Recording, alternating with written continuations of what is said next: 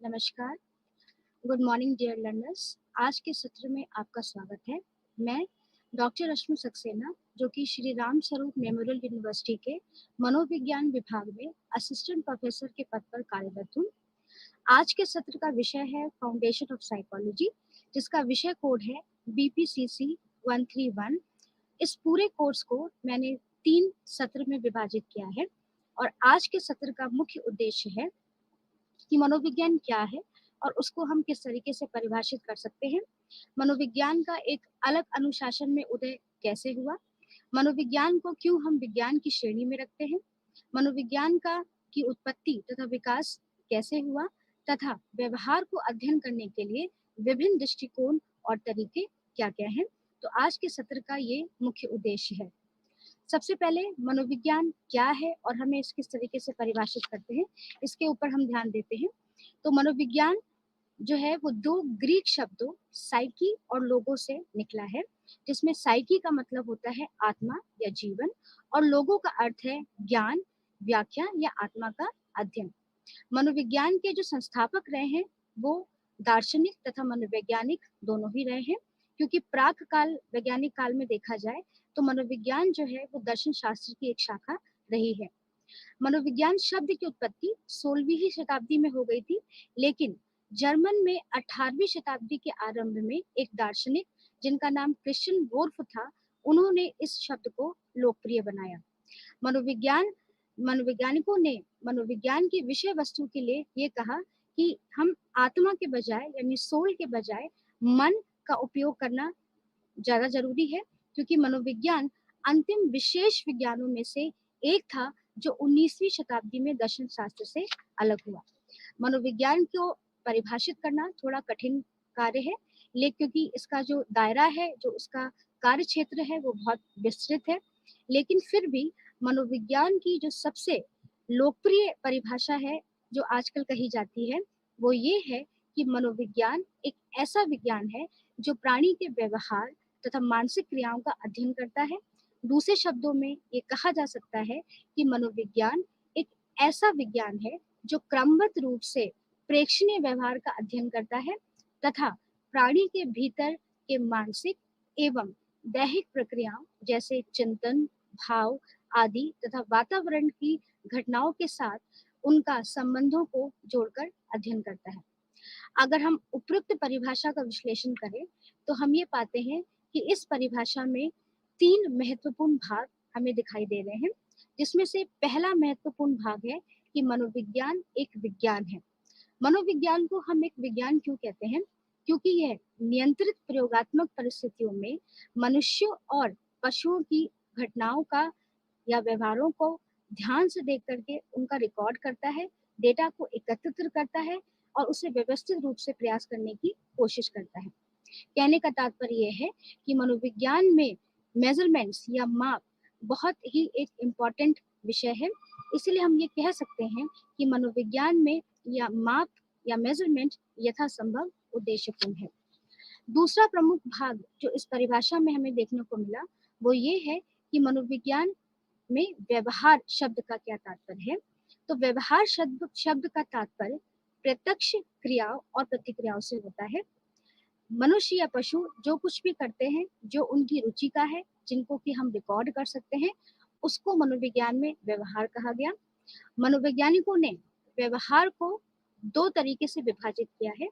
एक ऐसा व्यवहार जो कि हमें सीधे रूप से दिखाई देता है और जिसको कि हम मेजर भी कर सकते हैं, और एक ऐसा व्यवहार जो कि हमें सीधे रूप से तो दिखाई नहीं देता, लेकिन हम उसको मेजर जरूर कर सकते हैं।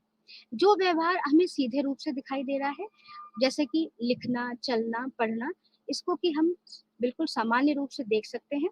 जबकि कुछ ऐसे व्यवहार होते हैं जैसे कि हमारे भाव, हमारी फीलिंग्स, हमारे एटीट्यूड्स, हमारी वैल्यूज, हमारा विश्वास, ये कुछ ऐसे व्यवहार हैं जिनको कि हम सीधे रूप से तो नहीं देख सकते, लेकिन हम उनको मेजर जरूर कर सकते हैं। और मनोविज्ञान में ये दोनों ही व्यवहारों का एक अपना ही महत्वपूर्ण स्थान है। अंत में जो सबसे और महत्वपूर्ण पद यहाँ पे देखने को मिला वो है मानसिक प्रक्रिया। अब मानसिक प्रक्रिया के शब्द से तात्पर्य सभी गुप्त या आंतरिक प्रक्रियाओं को संदर्भित करना है, जैसे कि सोचना, महसूस करना और याद रखना, इन सबको मनोवैज्ञानिकों ने मानसिक प्रक्रिया का टर्म दिया है। तो हमने ये देखा कि जो मनोविज्ञान है, उसकी सबसे लोकप्रिय परिभाषा यही है कि मनोविज्ञान व्यवहार और मानसिक प्रक्रियाओं को विज्ञान है।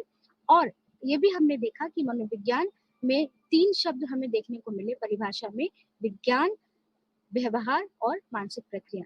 तो संक्षेप में ये कहा जा सकता है कि मनोविज्ञान एक विज्ञान है जो मानव और पशु व्यवहार को समझने और भविष्यवाणी करने का प्रयास करता है। इसी क्रम को आगे देखते हुए कि मनोविज्ञान को हम क्यों बार-बार विज्ञान की श्रेणी में रख रहे हैं, यानी ऐसी कौन सी कंडीशंस हैं जो कि मनोविज्ञान को विज्ञान की श्रेणी में रखती हैं। तो सबसे पहले ये देखा गया, प्राचीन जो यूनानी दार्शनिक थे, जो फिलोसोफर्स थे, वो हमेशा ये जानना चाहते थे कि जो मनुष्य है, वो दुनिया को कैसे जानता है, उसे कैसे किसी वर्ल्ड के बारे में कोई इंफॉर्मेशन मिलती है, जिसको कि उन्होंने एपिस्टेमोलॉजी कहा।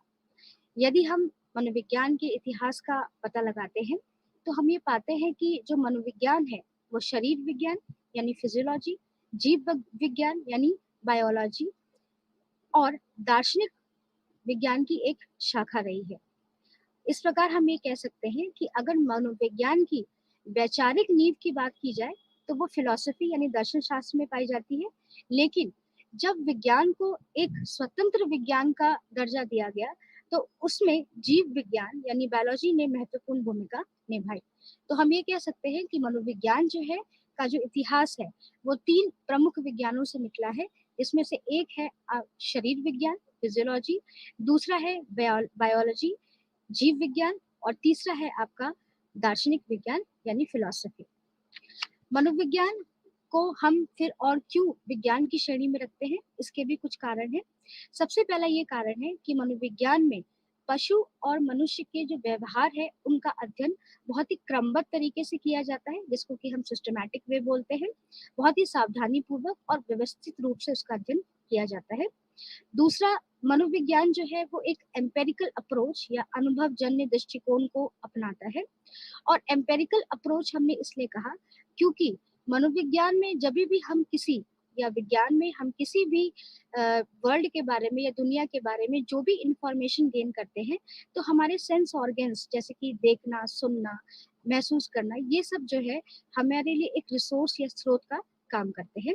तो मनोविज्ञान जो है वो एक एम्पेरिकल अप्रोच को भी अपनाता है। दूसरा, मनोविज्ञान में हम जो है कई सारे प्रयोग और अवलोकन यानी एक्सपेरिमेंट और ऑब्जर्वेशंस करते हैं और डेटा को एकत्रित करते हैं व्यवहार के बारे में। फिर इस डेटा को हम जो है एनालाइज करते हैं, विश्लेषित करते हैं और इस तरीके से इस विश्लेषित डेटा को हम ऐसे ढांचे में डालते हैं जिससे कि दोबारा से हम इस प्रयोग को रेप्लिकेट या उसको हम वेरीफाई कर सकें। तो कहने का तात्पर्य ये है कि मनोविज्ञान में जो विज्ञान कहलाने के लिए जो महत्वपूर्ण हमारी कंडीशंस हैं, जो महत्वपूर्ण स्थितियां हैं, वो सब मनोविज्ञान में भी हमें देखने को मिलती है। तो जैसे पहला ये हो गया कि मनोविज्ञान जो है एक सिस्टमैटिक स्टडी यानी क्रमबद्ध तरीके से चीज़ों का विश्लेषण करता है। बहुत ही कंट्रोल्ड कंडीशन में हम काम करते हैं और बहुत ही व्यवस्थित तरीके से हम अध्ययन करते हैं। दूसरा, मनोविज्ञान में हमें मेजरमेंट्स भी मिल जाते हैं, हमें माप भी मिल जाती है, जैसे कि अभी हमने पिछले उसमें देखा। तीसरा, मनोविज्ञान जो है वो एक एम्पेरिकल अप्रोच या अनुभवजन्य दृष्टिकोण को अपनाता है और मनोविज्ञान में हम व्यवहार का डेटा लेने के लिए हम प्रयोग और ऑब्जर्वेशंस दोनों का सहारा लेते हैं और इसको हम इस तरीके से व्यवस्थित करते हैं डेटा को, जिससे कि हम दोबारा से इसको रेप्लिकेट या हम इसको वेरीफाई कर सके। तो कहने का तात्पर्य ये है कि ये सारी कंडीशंस को क्योंकि मनोविज्ञान हमारा पूरा करता है, इसलिए हम मनोविज्ञान को विज्ञान की श्रेणी में रखते हैं। पूर्ण विज्ञान हम इसलिए इसके नहीं कह पाते क्योंकि जो यहाँ की विषय वस्तु है मनोविज्ञान की, वो है व्यवहार। और व्यवहार जो है वो किसी भी तरीके से सतत नहीं है। व्यवहार जो है वो डायनेमिक है, बदलता रहता है। इसलिए अभी तक हम मनोविज्ञान को जो है पूर्ण विज्ञान की श्रेणी में नहीं रखते हैं। लेकिन विज्ञान कहलाने के लिए जो भी कंडीशंस की जरूरत है और वो मनोविज्ञान हमारी पूरी तरीके से पूरी करता है। तो अब ये स्पष्ट हो गया कि मनोविज्ञान को हमने कैसे परिभाषित किया और मनोविज्ञान को क्यों हम जो है जो विज्ञान की श्रेणी में रखते हैं। अब प्रश्न ये उठता है कि मनोविज्ञान का जो ओरिजिन है या मनोविज्ञान की जो उत्पत्ति है और विकास किस तरीके से हुआ, किस तरीके से जो है मनोविज्ञान ने लोकप्रियता हासिल की और क्या-क्या ऐसे उसमें चेंजेस आए जिसकी वजह से मनोविज्ञान आज जो है वो सबसे महत्वपूर्ण आप कह सकते हैं अध्ययन बना हुआ है। तो हम यहाँ पर मनोविज्ञान की उत्पत्ति और विकास के बारे में बात करते हैं। तो अब तक ये बिल्कुल स्पष्ट हो गया है कि मनोविज्ञान की क्या परिभाषा थी और मनोविज्ञान को विज्ञान हमने क्यों माना। प्रारंभ में ये देखा गया कि जो मनोविज्ञान है वो फिलॉसफी का अंग था, लेकिन बाद में जो है ये 138 साल पहले 138 साल पहले ही ये दर्शन शास्त्र से मुक्त हो गया और एक स्वतंत्र अनुशासन के रूप में देखा गया। एक अलग डिसिप्लिन जो है वो हमने साइकोलॉजी में देखा। इसी तरीके से कई सारे दर्शन शास्त्री आए, जैसे कि सुकरात हैं, प्लेटो हैं, अरस्तु हैं। ये सारे यूनानी दार्शनिकों ने ये कहा कि मानव मन यानी माइंड और भौतिक शरीर या जो हमारी बॉडी है के बीच में एक संबंध है और इस संबंध को इन लोगों ने 4 ईसा पूर्व में ही समझाने की कोशिश कर दी थी। यानी उन्होंने ये दिखलाने की कोशिश की कि जो माइंड है और बॉडी है उन दोनों में एक रिलेशनशिप होता है और इसको इन्होंने 4 ईसा पूर्व में ही समझा दिया था। उसके बाद जब फिजिक्स या भौतिकी में जब बहुत सारे प्रयोगात्मक अध्ययन होने लगे और वो अध्ययन बहुत ही आप कह सकते हैं कि सक्सेसफुल रहे, उनको बहुत सफलता मिली, तो यहाँ पर कुछ मनोवैज्ञानिकों ने ये सोचना प्रारंभ कर दिया कि व्यवहार के अध्ययन करने के लिए भी हम प्रयोगों का उपयोग कर सकते हैं। यानी हम कह सकते हैं कि मनोविज्ञान में एक्सपेरिमेंट्स के ऊपर जो है वो बहुत ज़्यादा फोकस किया जाने लगा कि हम प्रयोगों के सहारे भी जो है व्यवहार को क्या कर सकते हैं, एक्सप्लेन कर सकते हैं। तो मनोवैज्ञानिक प्रक्रियाओं का प्रयोगात्मक अध्ययन जो है सबसे पहले एक वैज्ञानिक थे जो कि जर्मन के थे और वो शरीर विज्ञानी थे जिनका नाम था गुस्ताव थियोडर फेकनर। इन्होंने मनोविज्ञान का जो है प्रयोगात्मक अध्ययन जो है शुरू करना स्टार्ट कर दिया। उसके बाद मनोविज्ञान के इतिहास में एक और नया मोड़ आया जहाँ पर विलियम वुंट जो थे उन्होंने पहली प्रयोगशाला 1879 में जर्मनी में लिप्जिग में विलियम वुंट ने जो है प्रयोगशाला अपनी स्थापित करी जिसका कार्यकाल 1832 से 1920 था। उसके बाद 1833 में संयुक्त राज्य अमेरिका में जॉन हॉपकिंस विश्वविद्यालय में वुंड के ही एक छात्र थे जिनका नाम था स्टैनले हॉल। उन्होंने सबसे पहली एक औपचारिक मनोविज्ञान प्रयोगशाला फॉर्मल साइकोलॉजी जो लेबोरेटरी थी उसको स्थापित किया। उसके बाद अमेरिकन साइकोलॉजिकल एसोसिएशन की स्थापना हुई जो 1892 में हुई और जिसके पहले अध्यक्ष थे वो हॉल बने। उसके बाद विलियम जेम्स जो कि 1842 से 1910 के कार्यकाल में मनोविज्ञान में उन्होंने पहली पाठ्य पुस्तक लिखी जिसे मनोविज्ञान के सिद्धांत के रूप में जाना जाता है। उसके बाद शुरुआत में जो मनोविज्ञान है जैसे कि हमने देखा कि वो एम्पेरिकल अप्रोच का ही सहारा लेता था, लेकिन बाद में क्योंकि मनोविज्ञान में प्रयोगों का इस्तेमाल होने लगा तो मनोविज्ञान में मन को पढ़ने के लिए या व्यवहार को पढ़ने के अध्ययन करने के लिए जो है प्रयोग जो है वो शुरू हो गए। उसके बाद धीरे-धीरे मनोविज्ञान के अध्ययन की प्रकृति के बारे में विभिन्न विचारधाराओं ने अलग-अलग दृष्टिकोण रखे और उन्होंने इस बात पर जोर दिया कि मनोविज्ञान की विषय वस्तु के लिए मन यानी माइंड पे ध्यान हटा करके हमें व्यवहार पर अध्ययन देना ज़्यादा ज़रूरी है। तो यहाँ पर माइंड को हटा करके मनोविज्ञान में हमने व्यवहार का अध्ययन किया। वैसे तो हम मनोविज्ञान में माइंड का ही अध्ययन करते हैं, मन का ही अध्ययन करते हैं, लेकिन मन तक जाने का रास्ता जो है वो व्यवहार हुआ और तब से व्यवहार के ऊपर जो है अध्ययन शुरू हुआ मनोविज्ञान के अंदर। अब क्योंकि यहाँ पर कई सारी विचारधाराएं आई थी जिन्होंने मनोविज्ञान में व्यवहार के अध्ययन पर जोर डाला, तो कह सकते हैं कि कई जो स्कूल्स थे साइकोलॉजी के उनकी उत्पत्ति हुई, कई विचारधाराओं की उत्पत्ति हुई, जिनमें से कुछ स्कूल्स हैं जिन्होंने अपने-अपने दृष्टिकोण को बताया कि वो मनोविज्ञान में व्यवहार का किस तरीके से अध्ययन करते हैं। इसमें जो सबसे पहले स्कूल जो आया था, जो दृष्टिकोण आया, उसको स्ट्रक्चरलिज्म या संरचनावाद कहा गया और जिसके जो मेन कंट्रीब्यूटर या आप कह सकते हैं कि जिनका नाम इस स्कूल से जुड़ा हुआ है, वो है विलियम वुंट और एडवर्ड टिश्नर। जैसा कि हमने देखा कि विलियम वुंट ने जो है एक प्रयोगात्मक शाला को बनाया था और उन्होंने पहली बार जो है मनोविज्ञान को एक प्रयोगात्मक स्वरूप जो है वो दिया और साथ ही साथ मनोविज्ञान को एक बहुत ही क्रमबद्ध तरीके से पढ़ने के लिए और दर्शन शास्त्र से उसको हटाने के लिए जो सबसे मेन आप कह सकते हैं योगदान जो दिया है वो है आपका विलियम वुंट ने दिया है। तो संरचनावाद जो है वो विलियम वुंड और उन्हीं के ही जो है एक स्टूडेंट थे एडवर्ड टिश्नर, उनका योगदान स्ट्रक्चरलिज्म में हमें देखने को मिलता है। अब स्ट्रक्चरलिज्म क्या मानता है?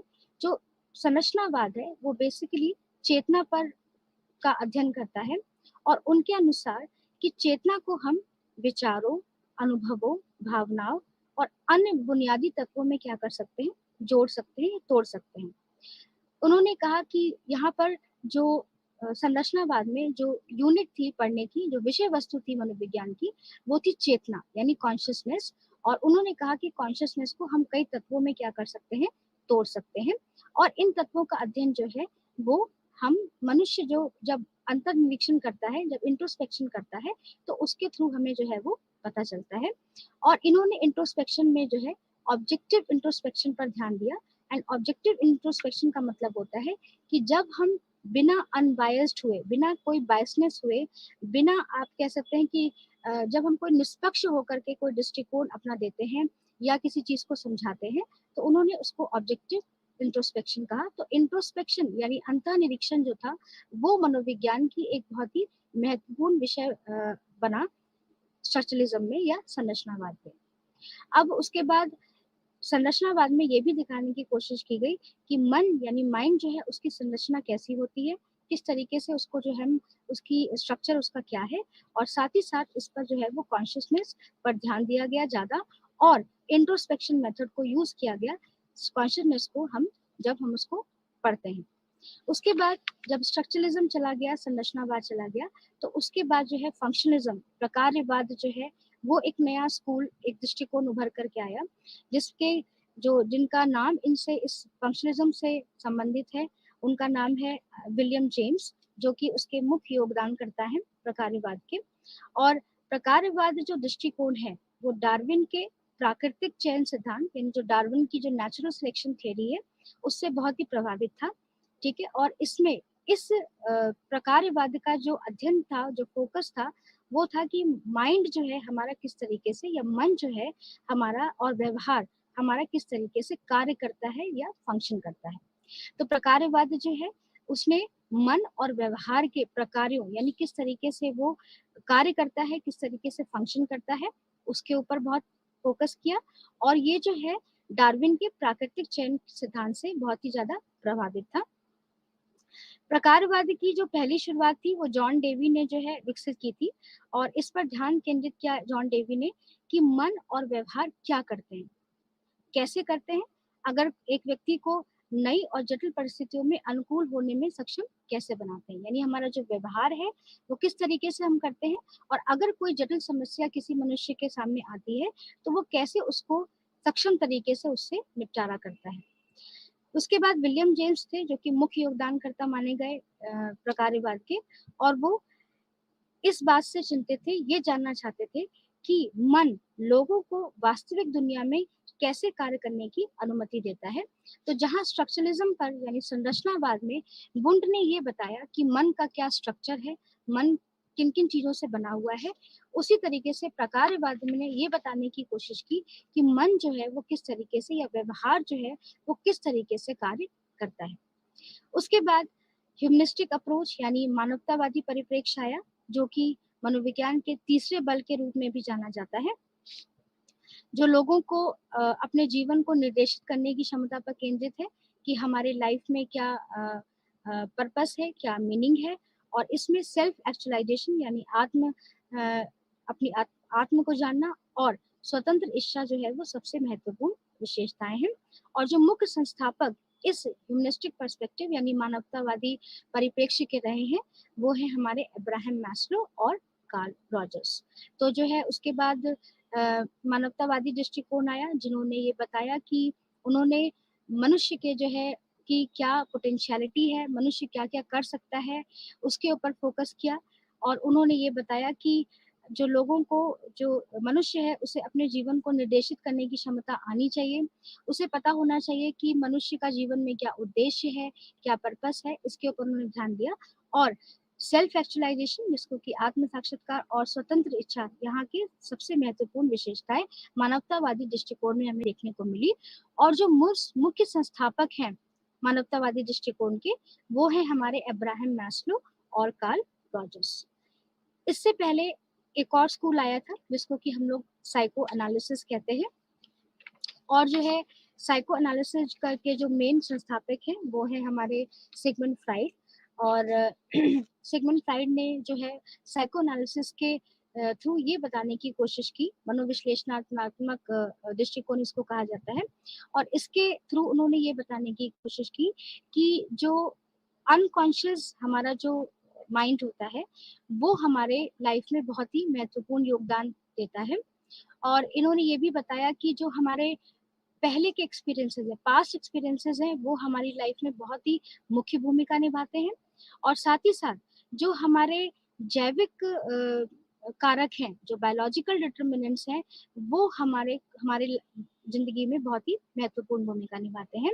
तो जो साइको एनालिसिस था, जो मनोविश्लेषणात्मक दृष्टिकोण था, उसने ये बताया कि जो माइंड में के जैसे कि 3 स्टेट हैं, कॉन्शियस, सबकॉन्शियस और अनकॉन्शियस। उसमें से जो अनकॉन्शियस है वो बहुत ही महत्वपूर्ण भूमिका निभाता है किसी की लाइफ में, मनुष्य की जिंदगी में।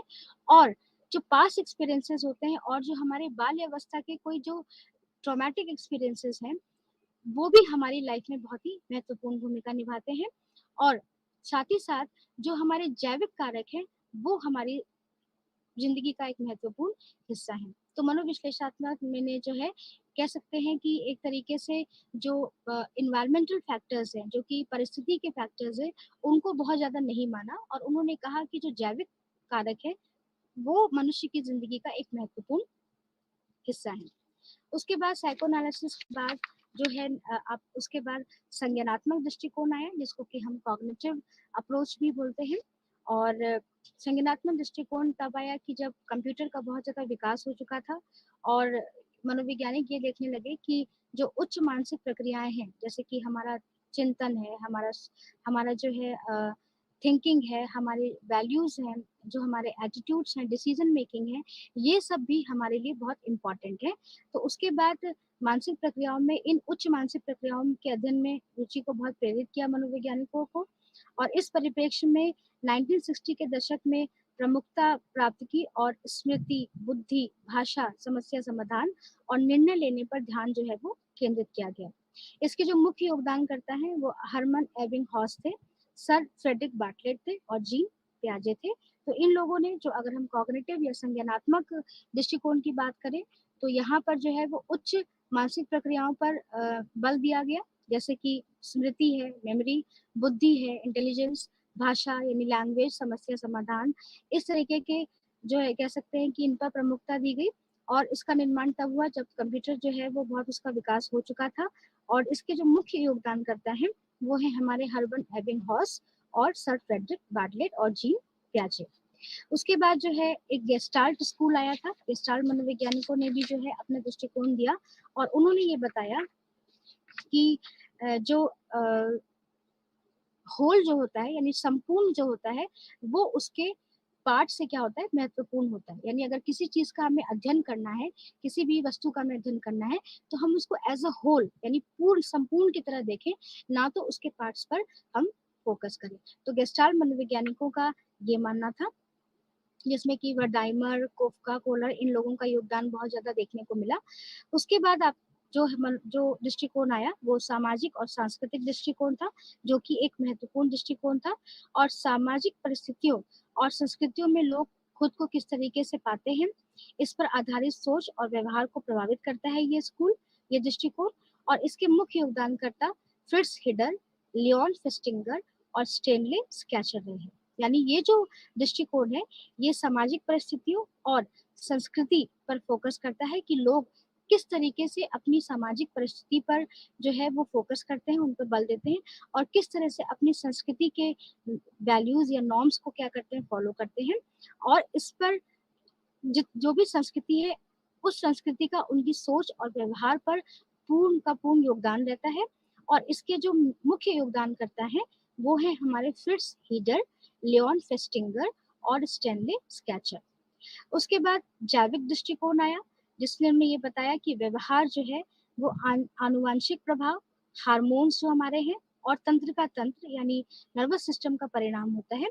और इसके जो मुख्य योगदानकर्ता है वो चार्ल्स डार्विन, विल्सन और हार्लो है। उसके बाद जो है हमारा विकासवादी दृष्टिकोण आया, जिसको कि हम डेवलपमेंटल एस्पेक्ट भी बोलते हैं, और इन्होंने ये बताया कि व्यवहार के जो है वो विकासवादी मूल से संबंधित है, और इसके जो मुख्य योगदानकर्ता डेविड एम्बस और डी सिंह जो है वो रहे हैं। तो इस तरीके से हमने देखा कि विभिन्न तरह के जो है स्कूल्स का योगदान, आप या दृष्टिकोण का योगदान मनोविज्ञान में व्यवहार को समझाने के लिए किया गया है, जिसमें से जो महत्वपूर्ण आपके जो स्कूल्स हैं या जो दृष्टिकोण है वो है स्ट्रक्चरलिज्म, जिसको कि संरचनावाद कहा गया। उसके बाद फंक्शनलिज्म, जो कि और भी महत्वपूर्ण था। उसके बाद आपका आया मनोविश्लेषणात्मक, जिसको कि हम साइको एनालिसिस बोलते हैं। उसके बाद हमारा ह्यूमनिस्टिक दृष्टिकोण आया, जिसने कि मनुष्य के आप कह सकते हैं कि स्ट्रेंथ पर फोकस किया, उसकी पोटेंशियलिटी और कैपेबिलिटी पर फोकस किया। उसके बाद हमारा जो है वो गेस्टाल्ट का स्कूल आया, जिसने कि संपूर्ण पर फोकस किया, और संपूर्ण ज़्यादा इम्पोर्टेंट है उसके पार्ट से। उसके बाद उन्होंने जो हमारा दूसरा एक दृष्टिकोण आया वो था हमारा संज्ञानात्मक दृष्टिकोण। उसके बाद हमने जो है वो सामाजिक और सांस्कृतिक दृष्टिकोण के बारे में बात की। उसके बाद जैविक दृष्टिकोण आया और विकासवादी दृष्टिकोण आया, जिन्होंने अपने अपने तरीके से मनोविज्ञान में व्यवहार को समझाने की कोशिश की। तो ये था कि मनोविज्ञान में किस तरीके से कई कई विचारधाराएं आई, कि कैसे उनका ओरिजिन हुआ और किस तरीके से उन्होंने अपनी मत को मनोविज्ञान के संदर्भ में रखा। उसके बाद हम ये बात करते हैं कि मनोविज्ञान में कौन कौन सी ऐसी अप्रोचेज हैं, कौन कौन से ऐसे उपागम हैं जो कि बहुत ही महत्वपूर्ण भूमिका निभाते हैं मनोविज्ञान को समझाने के लिए। तो जो दो सबसे महत्वपूर्ण उपागम या जिसको कि हम अप्रोच कहते हैं वो है, एक है हमारा इडियोग्राफिक अप्रोच और दूसरा हम कहते हैं नोमोथेटिक अप्रोच। ये दो ऐसे अप्रोचेस है जो कि मनोविज्ञान में बहुत ज़्यादा आप कह सकते हैं इस्तेमाल किए जाते हैं, और उसी पर हमारा मनोविज्ञान जो है वो आधारित भी है। जो इडियोग्राफिक अप्रोच है, जिसको कि इडियोग्राफिक उपागम कहते हैं, इस अध्ययन में विधि में किसी एक व्यक्ति का विस्तृत विश्लेषण करके तथा उन डायमेंशंस को जो उस व्यक्ति को समझाने के लिए आवश्यक है होते हैं, उसका विश्लेषण करके व्यक्तित्व को समझने की कोशिश की जाती है। तो कहने का तात्पर्य ये है कि यहाँ पर केवल हम एक व्यक्ति का ही विस्तृत विश्लेषण करते हैं, और उस व्यक्ति को समझाने के लिए या उस व्यक्ति के व्यक्तित्व को समझाने के लिए जो जो चर इम्पोर्टेंट है या जो जो डायमेंशंस इम्पोर्टेंट है उनका हम क्या करते हैं, विश्लेषण करते हैं। तो दूसरे शब्दों में हम ये कह सकते हैं कि इस अप्रोच में विशिष्ट व्यक्तियों, जैसे वो कि स्पेसिफिक इंडिविजुअल्स है, के यूनिकनेस कि उनके अंदर क्या अलग सा है उस पर बल डाला जाता है, और इसमें जो शोध करता है उन शील गुणों के कॉम्बिनेशन या उन शील गुणों को परस्पर इस्तेमाल करता है, उसकी पहचान करता है और पहचान करने की कोशिश करता है कि उस विशिष्ट व्यक्तित्व की व्याख्या वो इन्हीं शील गुणों के बेसिस पर करता है। तो ये बहुत ही क्लियर है कि इडियोग्राफिक अप्रोच में हम यहाँ पर केवल व्यक्ति विशेष पर ही हम जो है फोकस करते हैं, उसी पर बल डालता है, और व्यक्ति विशेष को समझाने के लिए उसके जितने भी डायमेंशंस हैं उसके व्यक्तित्व के लिए, जो उसको व्यक्तित्व को समझाने के लिए जरूरी है, वो उस पर फोकस डालता है। उसके बाद नेक्स्ट आता है हमारा नोमोथेटिक अप्रोच या नोमोथेटिक उपागम, और इस अप्रोच में अध्ययन किए जाने वाले जितने सभी व्यक्तियों की तुलना जो है वो व्यक्तियों की तुलना व्यक्तित्व के खास डायमेंशंस पर की जाती है। यानी हम ये कह सकते हैं दूसरे शब्दों में कि इस अप्रोच में जो अध्ययन करता है वो व्यक्तियों के कुछ खास डायमेंशंस का चयन कर लेता है, और ऐसे प्रत्येक डायमेंशन पर उन सभी व्यक्तियों की तुलना करता है जिसे वो अध्ययन करना चाहता है। तो यहाँ पे ये स्पष्ट है कि नोमोथेटिक अप्रोच में जो है हम बहुत सारे व्यक्तियों की तुलना एक साथ करते हैं, जबकि इडियोग्राफिक अप्रोच में हम एक व्यक्ति का विस्तृत विश्लेषण करते हैं। तो ये दो ऐसे उपागम हैं जो कि मनोविज्ञान में जो है वो हमें देखने को मिलते हैं, जहाँ पर एक पर केवल हम इंडिविजुअल एस्पेक्ट की बात करते हैं और दूसरे अप्रोच में उपागम में हम ग्रुप या समूह के एस्पेक्ट की बात करते हैं। अब उसके बाद जब यहाँ पर अप्रोचेस के बाद अब हम ये आते हैं कि मनोविज्ञान में क्या जो है उसकी कौन कौन सी सब फील्ड्स है, कौन कौन से ऐसे क्षेत्र हैं जो कि मनोविज्ञान में हमें जो है और मनोविज्ञान के की हमें जो है वो विस्तृत विश्लेषण करने में मदद करते हैं। तो यहाँ पर जो है वो मनोविज्ञान के कई सारे कार्यक्षेत्र है, सब फील्ड्स हैं और कह सकते हैं कि आप उसको विभिन्न क्षेत्रों में बाँटा गया है और अलग-अलग क्षेत्र जो है वो अपना योगदान अलग-अलग तरीके से मनोविज्ञान में दे रहा है। तो जो सबसे महत्वपूर्ण जो क्षेत्र हैं मनोविज्ञान के, उसमें है क्लिनिकल साइकोलॉजी जिसको कि नैदानिक मनोविज्ञान कहा जाता है, एब्नॉर्मल साइकोलॉजी असामान्य मनोविज्ञान, काउंसलिंग साइकोलॉजी यानी परामर्श मनोविज्ञान, school psychology, experimental psychology, physiological psychology यानी शारीरिक और दैहिक मनोविज्ञान, ऑर्गेनाइजेशनल जो है वो मनोविज्ञान, सोशल यानी सामाजिक मनोविज्ञान, डेवलपमेंटल यानी विकासात्मक मनोविज्ञान, sports, health psychology and community psychology. तो ये सारे जो है सब फील्ड्स ऑफ साइकोलॉजी है, जिसमें से पहला हम ले लेते हैं कि क्लिनिकल साइकोलॉजी का क्या मतलब है। तो जो क्लिनिकल साइकोलॉजी जिसे कि हम नैदानिक मनोविज्ञान भी कहते हैं, ये मनोविज्ञान का सबसे महत्वपूर्ण और सबसे प्रचलित मनोविज्ञान का ही एक शाखा है और ये बहुत ही बड़ी शाखा है और मनोविज्ञान की कुल संख्या का 45% मनोवैज्ञानिक केवल नैदानिक मनोविज्ञान में आपको देखने को मिलेंगे। नैदानिक मनोविज्ञानी कई तरह के कार्य करते हैं, जिनमें से सबसे प्रमुख कार्य मनोवैज्ञानिक समस्या से जो लोग ग्रसित हैं, उन लोगों को ठीक करना, ताकि वो अपने दिन प्रतिदिन की दुनिया में ठीक ढंग से समायोजन कर सकें। नैदानिक मनोविज्ञान तो ऐसे कई क्षेत्र में सक्रिय हैं, परंतु इनके द्वारा मुख्य रूप से 3 कार्य हम लोग जो है वो अधिक किए जाते हैं, क्लिनिकल साइकोलॉजिस्ट करते हैं, जिसमें से पहला है रिसर्च, दूसरा है निदान यानी डायग्नोसिस तथा उपचार और मनोचिकित्सा यानी साइकोथेरेपी का इस्तेमाल करते हैं। तो ये जो क्लिनिकल या नैदानिक मनोविज्ञान है, ये सबसे प्रचलित एवं बहुत ही बड़ी शाखा है मनोविज्ञान की और अगर हम देखें तो करीब 45% जो मनोवैज्ञानिक है, वो इसी शाखा में काम कर रहे हैं और नैदानिक मनोविज्ञानियों का जो मेन काम है, जो मेन कार्य है उनका, वो ये है कि ये जो भी लोग मनोवैज्ञानिक समस्या से ग्रसित हैं, उनको उन्हें ठीक करना है। उसके बाद हम आ जाते हैं एब्नॉर्मल साइकोलॉजी जिसको कि असामान्य मनोविज्ञान कहते हैं और असामान्य मनोविज्ञान मनोविज्ञानियों का एक ऐसा कार्यक्षेत्र है जिसमें वे समायोजित जो व्यवहार होता है, जो माल अडाप्टिव बिहेवियर होता है या जो असामान्य व्यवहार होता है, उसके कारणों, लक्षणों, प्रकारों आदि का अध्ययन करते हैं और व्यक्ति के कुछ व्यवहार ऐसे होते हैं जिन्हें असामान्य कहा जाता है। इन व्यवहार को समझने के लिए जो मनोवैज्ञानी है उसके लक्षणों को क्रमबद्ध अध्ययन करते हैं तथा उत्पत्ति के कारणों को समझने के लिए व्यक्ति के जैविक पृष्ठभूमि, उसकी मनोवैज्ञानिक पृष्ठभूमि तथा उसकी सामाजिक और सांस्कृतिक पृष्ठभूमि का विस्तृत रूप से अध्ययन करते हैं। तो कहने का तात्पर्य ये है कि यहाँ पर असामान्य मनोविज्ञान में हम जो है वो कुसमायोजित जो व्यवहार होता है, जो माल अडाप्टिव बिहेवियर होता है, वो कैसे हुआ है, उसके पीछे क्या कारण है, उसके कितने उसके प्रकार हैं, उसके क्या लक्षण हमें देखने को मिल रहे हैं, इनके बारे में पता लगाने की कोशिश की जाती है। उसके बाद हम आते हैं काउंसलिंग साइकोलॉजी जिसको कि हम परामर्श मनोविज्ञान भी कहते हैं। तो परामर्श जो मनोविज्ञानी का जो कार्यक्षेत्र है, वो नैदानिक मनोवैज्ञानियों के कार्यक्षेत्र से काफ़ी मिलता-जुलता है और मात्र बस इतना अंतर ये है कि परामर्श विज्ञान में या मनोविज्ञान में व्यक्ति के साधारण, सामवेगिक एवं व्यक्तिगत समस्याओं को दूर करने का प्रयास किया जाता है, जबकि नैदानिक मनोविज्ञान में इससे थोड़ा जटिल एवं कठिन समस्याओं को हम दूर करने का प्रयास करते हैं। तो दूसरे शब्दों में कह सकते हैं कि जहाँ पर हम परामर्श मनोविज्ञान में बहुत ही जो आप कह सकते हैं कि जो साधारण समस्याएँ हैं, जो बहुत ही मध्यम स्तर की समस्याएँ हैं, जो अ, सामयिक और व्यक्तिगत समस्याएँ हैं, उनको दूर करने की कोशिश की जाती है और जबकि नैदानिक की अगर हम बात करें, दोनों में अगर अंतर हम देखें, तो नैदानिक में हम जो है, जो और जटिल एवं कठिन समस्याएँ जो होती हैं, उनको दूर करने का प्रयास किया जाता है।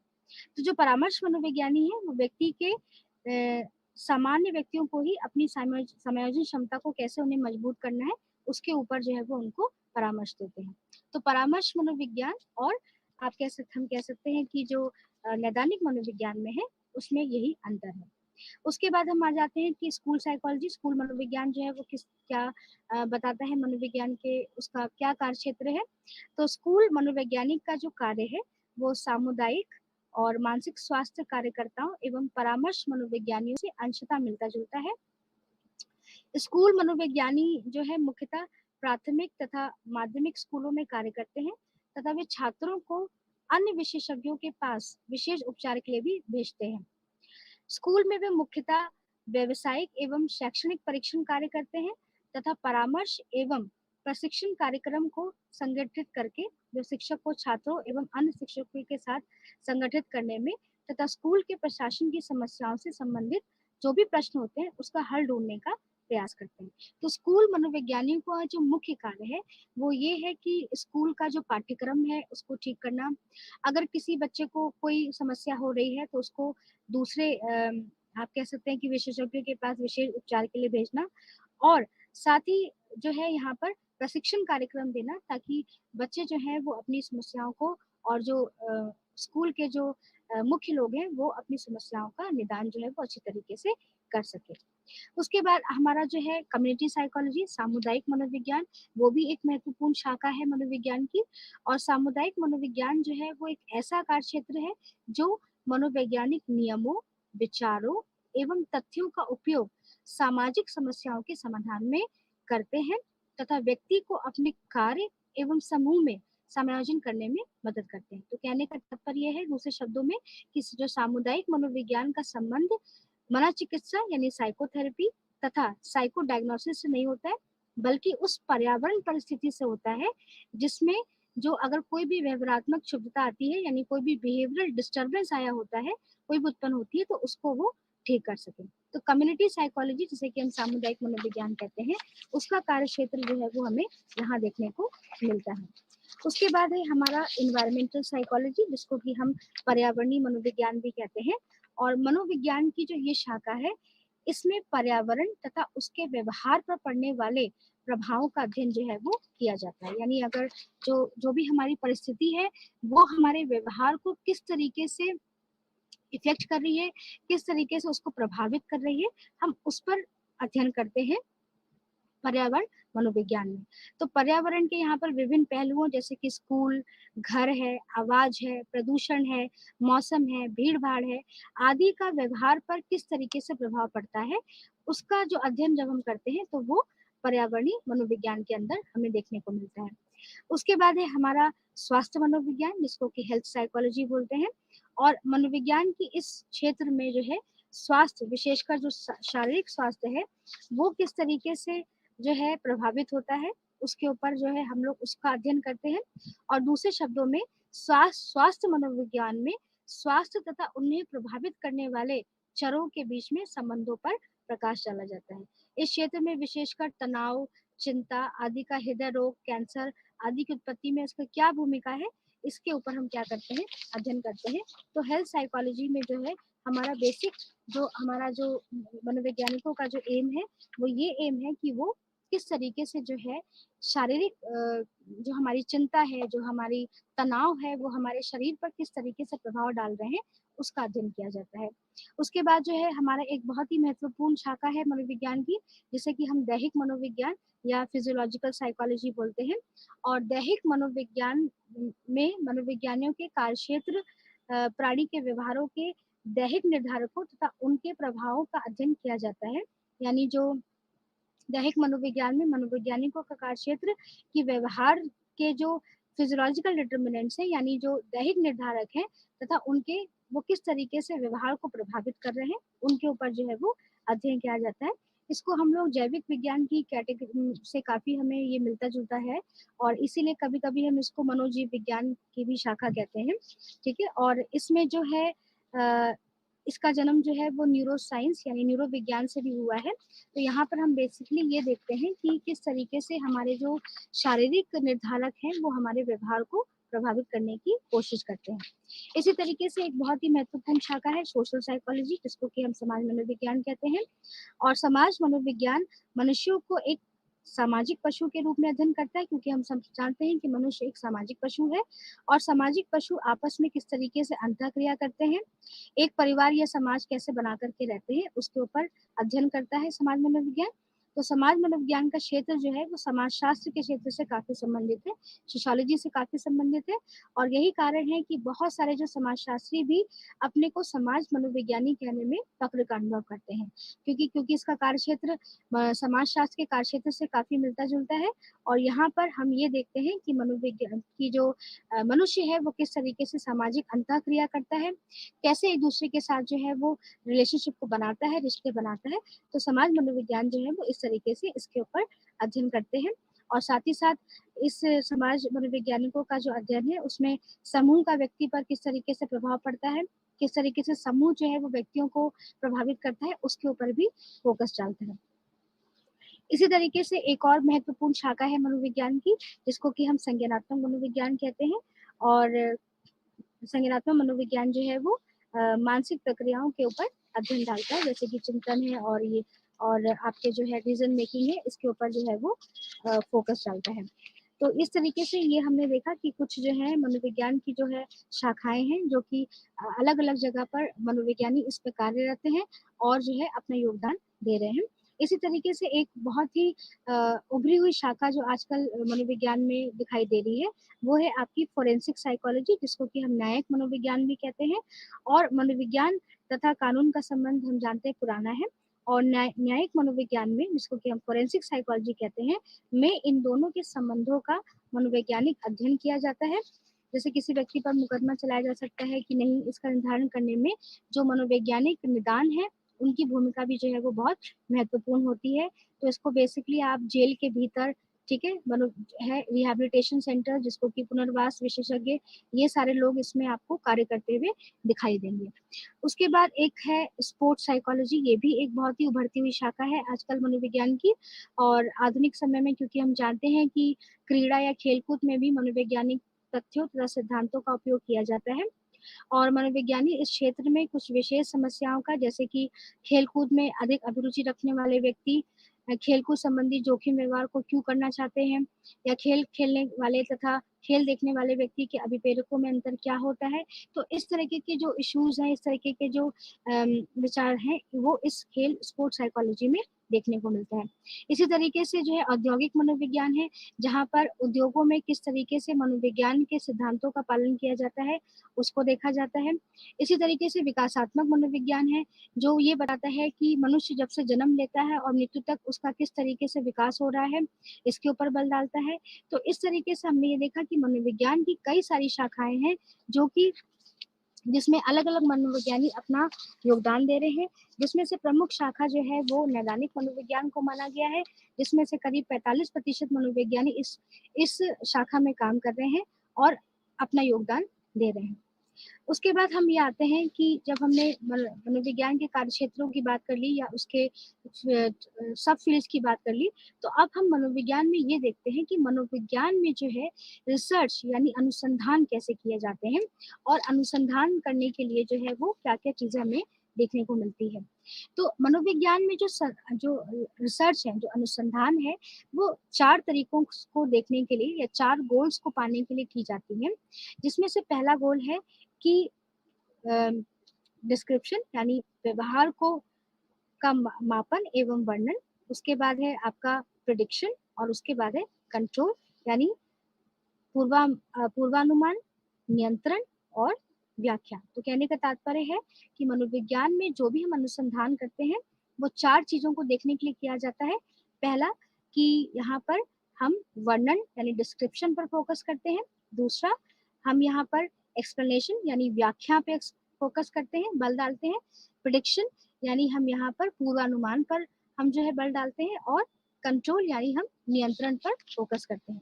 तो अब हम ये देख लेते हैं कि यहाँ पर डिस्क्रिप्शन यानी वर्णन का क्या मतलब है।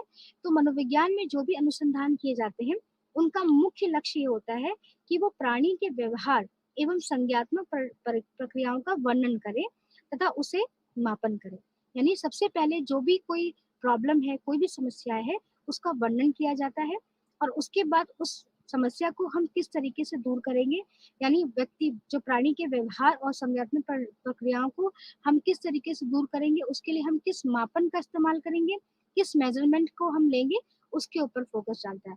तो जो पहला अनुसंधान करने का उद्देश्य है, जो हमें मनोविज्ञान में देखने को मिलता है कि यहाँ पर हम प्राणी के व्यवहार और उसके संज्ञानात्मक प्रक्रियाओं को हम जो है वो उसका वर्णन करने की पहले कोशिश करते हैं, और वर्णन करने के बाद जो है हम उसको मापने की कोशिश करते हैं, और मापने के लिए हम कई तरह के परीक्षण का क्या करते हैं, इस्तेमाल करते हैं। उसके बाद दूसरा है मनोविज्ञान का में अनुसंधान करने का जो दूसरा मुख्य लक्ष्य है, वो है हमारा एक्सप्लेनेशन। जो है यहाँ पे एक्सप्लेनेशन की बात की गई है। तो एक्सप्लेनेशन का मतलब यहाँ यानी व्याख्या का मतलब ये होता है कि जो भी व्यवहार की व्याख्या जो है मनोवैज्ञानिक जो भी व्यवहार की व्याख्या करते हैं, वो कुछ सिद्धांतों के निर्माण के बेसिस पे करते हैं, ताकि उनकी व्याख्या जो भी वो कर रहे हैं उसको वो वैज्ञानिक ढंग से कर सके।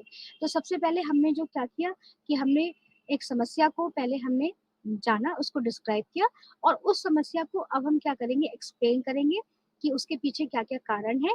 और ये एक्सप्लेनेशन जो है, जो व्याख्या है, इसके लिए मनोवैज्ञानिक जो है वो कुछ थियरीज का या कुछ सिद्धांतों का क्या करते हैं, निर्माण करते हैं।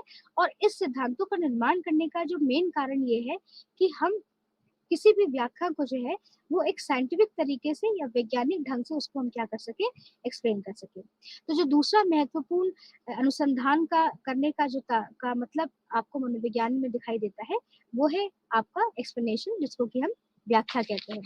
उसके बाद जो नेक्स्ट हमारा जो लक्ष्य है अनुसंधान करने का, वो हम ये जानना चाहते हैं, पूर्वाकथन। पूर्वाकथन का मतलब ये होता है कि मनोविज्ञान का जो ये लक्ष्य है, वो पूर्व कथन करने से होता है, जो ये बताता है कि इसमें जो जो भी हमें जो हमने बिहेवियर पाया है, जिस बिहेवियर को एक्सप्लेन किया है, तो क्या आगे भी मनुष्य में हमें वो बिहेवियर देखने को मिलेगा? क्या हमारे विज्ञान में इतनी सामर्थ्य है कि वो इस तरीके के प्रेडिक्शन या पूर्व कथन को कर सके? और पूर्व कथन जो है वो तभी हम कह सकते हैं कि सफल होगा, जब हमने हमारे जो बिहेवियर है, जो हमारा व्यवहार है, उसको हमने ठीक तरीके से मापा होगा। क्योंकि अगर मान लीजिए हमने उसको ठीक तरीके से मापा नहीं होगा, तो हमारा जो लक्ष्य है कि हम पूर्व कथन कर सकें व्यवहार के बारे में, वो हम ठीक तरीके से नहीं कर सकेंगे। और नेक्स्ट है आपका कंट्रोल। तो जो मनोवैज्ञानिक का जो मतलब जो अनुसंधान करने का जो लास्ट आप कह सकते हैं, यानी जो अंतिम लक्ष्य है, वो है कि कंट्रोल करना। कि अगर व्यवहार को मान लीजिए हमने पूर्व कथन कर लिया, तो अब हमें ये भी पता चल जाएगा कि हम किस तरीके से भविष्य में उसको क्या कर सकते हैं, कंट्रोल कर सकते हैं।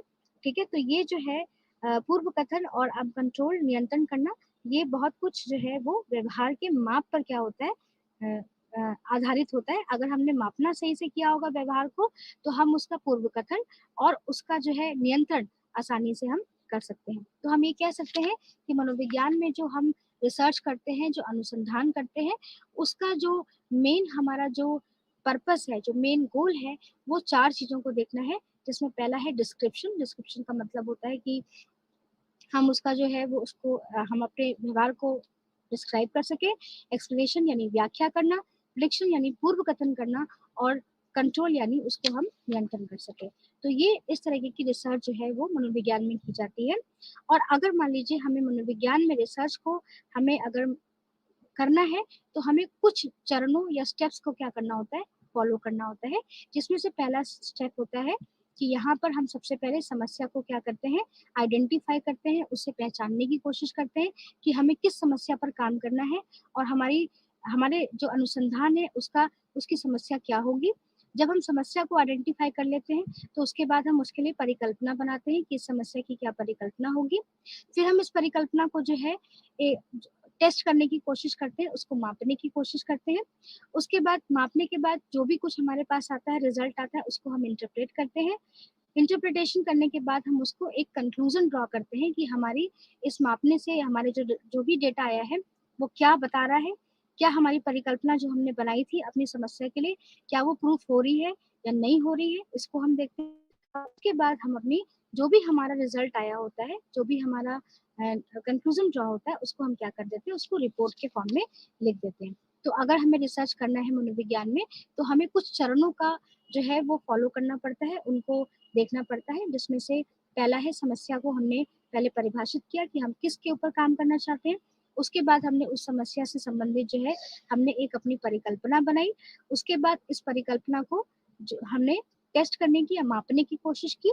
मापने करने के बाद हमने जो है वो उसको इंटरप्रेट किया, उसको जो है बताया कि ये क्या आ रहा है निकल के। उसके बाद हमने जो है एक कंक्लूजन यानी सार जो है वो हमने बनाया और उसके बाद हमने अपने रिजल्ट को क्या कर दिया, रिपोर्ट कर दिया। तो इस तरीके से हमने ये देखा कि मनोविज्ञान में जो है रिसर्चेस की जाती हैं जिनका मेन उद्देश्य 4 है। डिस्क्रिप्शन है, एक्सप्लेनेशन है, कंट्रोल है और मेजर प्रिडिक्शन है। और साथ ही साथ रिसर्च करने के लिए, अनुसंधान करने के लिए हमें कुछ स्टेप्स को फॉलो करना ज़रूरी है मनोविज्ञान के अंदर। अब हम जो है इस सत्र के फाइनल उद्देश्य पर पहुंच जाते हैं कि किस तरीके से मनोविज्ञान में कौन-कौन से ऐसे मेथड्स हैं जिसके जिसके सहारे जो है मनोविज्ञान में अनुसंधान करने की कोशिश करते हैं। तो कुछ मेथड्स हैं जिनमें से पहला है डिस्क्रिप्टिव मेथड, जिसमें से केस स्टडी यानी केस का अध्ययन होता है, सर्वे करना होता है और एक सिस्टमैटिक ऑब्जर्वेशन करना जो होता है वो एक मेथड है। उसके बाद हम प्रयोगात्मक मेथड्स यानी प्रयोगात्मक तरीकों का इस्तेमाल करते हैं पढ़ने के लिए। और उसके बाद है हमारा एक कोरिलेशन यानी सहसंबंधात्मक हम जो है उनका इस्तेमाल करते हैं मनोविज्ञान में रिसर्च करने के लिए। तो सबसे पहला है हमारा कि केस स्टडी यानी केस स्टडी जो है वो किस तरीके से हम करते हैं और हम मनोविज्ञान में जो है इसके सहारे क्या जानने की कोशिश करते हैं। केस स्टडी में जो है हम क्या-क्या देखने की कोशिश करते हैं। तो बेसिकली जो केस स्टडी है वो हमारा क्लिनिकल जो नैदानिक मनोविज्ञान है उससे निकला है। और जो केस स्टडी जिसको कि हम जो कि हमारा नैदानिक मनोविज्ञान से निकला है, इसमें हम इस विधि में जो मनोवैज्ञानिक है किसी एक व्यक्ति के व्यवहार को समझने के लिए उसके जीवन के सभी तरह की घटनाओं जो उसके साथ घटित हुई हैं का एक विस्तृत इतिहास क्या करते हैं, तैयार करते हैं।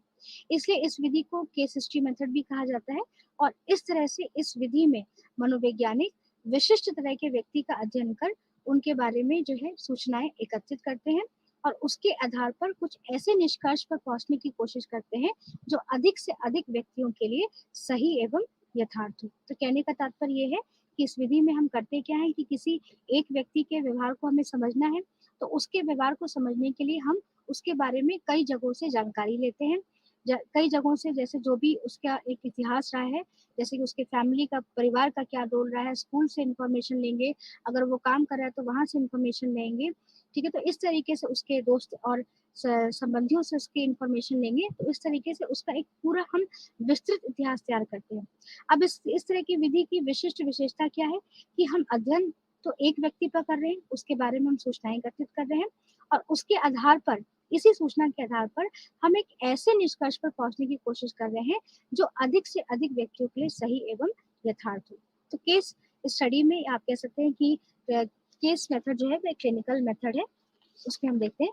उसके बाद हम आ जाते हैं सर्वे मेथड में। तो सर्वे मेथड जो है क्यों किया जाता है, हम सर्वे क्यों करते हैं? तो कभी-कभी क्या होता है कि कुछ ऐसी समस्याएँ होती हैं जिनको कि हम बहुत ही छोटे प्रतिदर्श पर नहीं कर सकते, यानी बहुत छोटे सैंपल पर नहीं कर सकते हैं। तो ऐसे समस्याओं के लिए हम क्या करते हैं कि एक बड़ा सैंपल लेते हैं और उनके ऊपर जो है हम समस्या को, उनके ऊपर जो है वो हम एक सर्वे करते हैं। सर्वे कैसे कर सकते हैं? उनसे साक्षात्कार कर सकते हैं, उनसे हम टेलीफ़ोनिक सर्वे कर सकते हैं, ईमेल्स के थ्रू हम सर्वे कर सकते हैं। तो इस तरीके से सर्वे मेथड जो है, जब हमारे पास प्रतिदर्श का जो होता है वो बड़ा होता है, जहाँ पर कुछ ऐसी समस्याएँ होती हैं जिसका अध्ययन जो है केवल हम छोटे प्रतिदर्श पर नहीं कर सकते, तो ऐसे के लिए हमें जो है वो ऐसे सैंपल के ऊपर हम क्या करते हैं, सर्वे मेथड करते हैं। जैसे कि अगर हम इसका उदाहरण लें, तो मान लीजिए कि बच्चों के पालने-पोसने में क्या एटीट्यूड रहा है, माँ-बाप का क्या एटीट्यूड है, लोगों का क्या एटीट्यूड रहा है, मनोवृत्ति क्या रही है, ठीक है? किशोरों में जो है विशेष ड्रग के प्रयोग से क्या समस्या आती है, तो अगर इस तरह की समस्या है तो इसको हम छोटे प्रतिदर्श पर नहीं कर सकते। इसके लिए हमें बड़ा प्रतिदर्श लेना होगा और इसके लिए हमें क्या करना होगा, सर्वे मेथड करना होगा। तो इस तरीके से जो है सर्वे मेथड में 4 विधियाँ भी हम करते हैं। एक तो हमें साक्षात्कार के थ्रू यानी इंटरव्यू के थ्रू हम मेथड करते हैं, पैनल इंटरव्यू करते हैं और उसके बाद साथ ही साथ जो है हम ईमेल्स के थ्रू भी क्या करते हैं, ये जानने की कोशिश करते हैं, सर्वे में उनके ओपिनियंस और राय को हम लेने की कोशिश करते हैं। उसके बाद है ऑब्जर्वेशन मेथड है, जिसको कि हम जो है ऑब्जर्वेशन मेथड एक बहुत ही लोकप्रिय मेथड है, जिसको कि हम प्रेक्षण विधि बोलते हैं। और इस विधि में जो अध्ययन करता है, वो प्राणी की या जीव के व्यवहारों को निष्पक्ष भाव से प्रेक्षण या अवलोकन करता है। अपने अवलोकन के आधार पर वो एक विशेष रिपोर्ट को तैयार करता है और जिसका विश्लेषण कर वह उस प्राणी के व्यवहार के बारे में एक निश्चित निष्कर्ष पर पहुंचता है। यानी जिस भी व्यक्ति के उसको व्यवहार का अध्ययन करना है, उसको वो क्या करता है, उसको प्रेक्षण करता है, ऑब्जर्व करता है और उसको उसके व्यवहार को क्या कर लेता है, रिकॉर्ड कर लेता है। और प्रेक्षण को जो है ऑब्जेक्टिव यानी वस्तुनिष्ठ बनाने के लिए प्राणी के व्यवहारों का अवलोकन जो है वो हम भिन्न भिन्न परिस्थिति में करते हैं, ताकि इसमें जो है वो एक ऑब्जेक्टिविटी या वस्तुनिष्ठता जो है वो कायम रहे। अब सिस्टमैटिक ऑब्जर्वेशन यानी सही क्रमबद्ध तरीके का जो प्रेक्षण होता है, उसमें हम यही करते हैं कि एक जिस भी बिहेवियर को हमें एनालाइज करना है, जिस भी ग्रुप के बिहेवियर को एनालाइज करना है या किसी एक व्यक्ति के बिहेवियर को एनालाइज करना है, तो उसे वो सिस्टमैटिक रूप से क्या करेगा, उसका प्रेक्षण करेगा। उसके प्रेक्षण को अपने को ऑब्जर्व रिकॉर्डिंग करेगा और रिकॉर्डिंग करने के बाद जो है उसका एक डेटा तैयार करेगा। तो इसको हम कहते हैं प्रेक्षण विधि। इसी तरीके से जो दूसरा मेथड है दैट इज एक्सपेरिमेंटल मेथड है, जो कि मनोविज्ञान में रिसर्च को करने के लिए किया जाता है, जिसको कि हम प्रयोगात्मक विधि कहते हैं। तो प्रयोगात्मक विधि जो है वो किसी भी व्यवहार एवं मानसिक प्रक्रिया जो भी हम जिसका अध्ययन करना चाहते हैं को किसी नियंत्रित अवस्था में क्रमबद्ध अध्ययन या प्रेक्षण करके किया जाता है। एक्सपेरिमेंट्स करते हैं हम यहाँ पर। अगर हमें किसी भी व्यवहार या किसी भी हम कह सकते हैं संज्ञानात्मक मानसिक प्रक्रिया को अध्ययन करना है, तो यहाँ पर हम प्रयोगों का सहारा लेते हैं और उसे क्रमबद्ध तरीके से करते हैं और बहुत ही नियंत्रित अवस्था में करते हैं। और व्यवहारों का अध्ययन करने के लिए हम क्या करते हैं, चरों के माध्यम से किया जाता है। और अब ये प्रश्न उठता है कि फिर चर क्या है, तो चर जो है एक कोई भी ऐसी घटना, कोई भी ऐसी परिस्थिति या व्यक्ति का गुण होता है जो कि परिवर्तनशील होता है, उसको हमने चर कहा। और चर जो है एक्सपेरिमेंटल मेथड में, मनोवैज्ञानिक मेथड में आपको कई सारे दिखाई देंगे।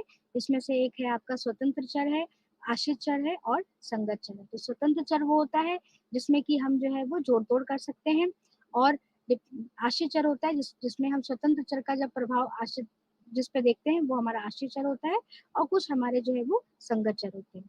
इसी तरीके से अब है हमारा लास्ट जो हम साइकोलॉजी मनोविज्ञान में जो हम रिसर्च देखते हैं वो है हमारा कोरिलेशनल मेथड, जिसको कि हम संभागात्मक विधि बोलते हैं। कभी कभी क्या होता है कि कुछ ऐसी समस्याएं होती हैं जिनको कि हम प्रायोगिक विधि से नहीं कर सकते हैं, क्योंकि वो नैतिक रूप से जो है वो गलत कहलाता है। जैसे कि मान लीजिए अगर हम ये देखना चाहें कि क्या तनाव से बीमारी होती है, क्या धूम्रपान से कैंसर होता है, क्या जो है वो मारिजुआना जो कि एक ड्रग है उसके सेवन से शैक्षिक निष्पादन में जो है वो कुछ कमी आती है। तो जब हम इस तरह के कुछ ऐसे प्रश्न लेते हैं जिनका कि हम प्रयोगात्मक अध्ययन नहीं कर सकते, तो उसके लिए हम सह संबंधात्मक अध्ययन का इस्तेमाल करते हैं। क्योंकि इसलिए नहीं कर सकते क्योंकि नैतिक रूप से अगर हम एथिकली देखें तो ये गलत होगा, क्योंकि हम जब भी प्रयोगात्मक अध्ययन करते हैं तो हम उसमें जो हमारा जो सब्जेक्ट होता है यानी जो हमारे उस प्रयोग पे काम कर रहा होता है उसको हम क्या करते हैं, यादृच्छिक आवंटन यानी रैंडमली असाइन करते हैं। तो अगर मान लीजिए इस तरह की हमारी सिचुएशन है जहाँ पर हम ये जानना चाहें कि क्या तनाव से बीमारी होती है या धूम्रपान से कैंसर होता है, तो हम इसमें सब्जेक्ट को रैंडमली यानी यादृच्छिक रूप से असाइन नहीं कर सकते। तो इसके लिए हम क्या करते हैं कि हम इन दो चर, जैसे कि इसमें से एक चर हो गया कि क्या धूम्रपान से कैंसर होता है, तो धूम्रपान एक चर हो गया, कैंसर एक चर हो गया। तो इन दोनों के बीच में हम सह संबंध को जान करके इसको जानने की कोशिश करते हैं। तो इस तरीके से हमने ये देखा कि जो साइकोलॉजी या मनोविज्ञान में अनुसंधान करने के कई सारे तरीके हैं, जिसमें से कुछ तरीके हमारे केस स्टडी हो गई, हमारे सर्वे मेथड है, या हमारा प्रेक्षण विधि है सिस्टमैटिक ऑब्जर्वेशन। एक्सपेरिमेंटल मेथड्स या प्रयोगात्मक मेथड्स के थ्रू भी हम जो है हम अपने साइकोलॉजी में रिसर्च को करते हैं। और साथ ही साथ कुछ ऐसी रिसर्चेस होती हैं जहाँ पर हम प्रयोगात्मक मनोविज्ञान का सहारा नहीं ले सकते, तो वहाँ पर हम सह संबंधात्मक मनोविज्ञान का सहारा लेते हैं। तो इस सत्र का जो उद्देश्य था आज, जो ऑब्जेक्टिव था कि मनोविज्ञान क्या है, मनोविज्ञान को किस तरीके से एक अलग अनुशासन के रूप में देखा गया, मनोविज्ञान का ओरिजिन तथा डेवलपमेंट किस तरीके से हुआ, मनोविज्ञान को क्यों हम विज्ञान की श्रेणी में रखते हैं, और व्यवहार को अध्ययन करने के लिए हम किन किन दृष्टिकोण और तरीकों का इस्तेमाल करते हैं। तो इस सत्र का जो उद्देश्य था वो हमने आज पूर्ण किया, और अगले सत्र में हम ये देखेंगे कि मानसिक प्रक्रियाओं का हम किस तरीके से अध्ययन करते हैं और कौन कौन सी मानसिक प्रक्रियाएं हैं जो मनोविज्ञान में व्यवहार पर अपना प्रभाव डालती है। नमस्कार सर।